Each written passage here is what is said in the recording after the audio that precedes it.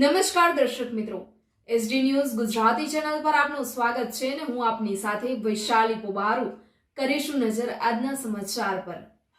ભરૂચ ઝઘડિયા તાલુકાના ભાલોદ ગામની સીમમાં ચાલી રહેલ શેરડીની કાપણી દરમિયાન દીપડાના બચ્ચા જોવા મળતા ખેડૂતોએ વન વિભાગને જાણ કરતા વન વિભાગે દીપડાના બચ્ચાને માતા સાથે મિલન કરાવવાના પ્રયત્નો શરૂ કર્યા છે।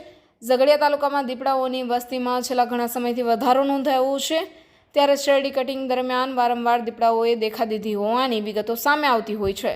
આ વચ્ચે ઝઘડિયા તાલુકાના ભાલોદ ગામની સીમમાં શેરડીનું કટિંગ ચાલી રહ્યું હતું, તે દરમિયાન દીપડાના બચ્ચાઓ જોવા મળ્યા હતા। દીપડાની બચ્ચાની વાત ફેલાતા લોકો જોવા માટે ઉમટી પડ્યા હતા, તો ખેતર માલિકે દીપડાના બચ્ચા અંગે ઝઘડિયા વન વિભાગને જાણ કરતા વન વિભાગની ટીમ સ્થળ પર દોડી આવી હતી અને દીપડાના બચ્ચાને તેની માતા સાથે મિલન કરાવવા માટેના પ્રયત્નો હાથ ધર્યા હતા। Reporter Jayesh Prajapati, SD news Gujarati, Jhagadia, Bharuch.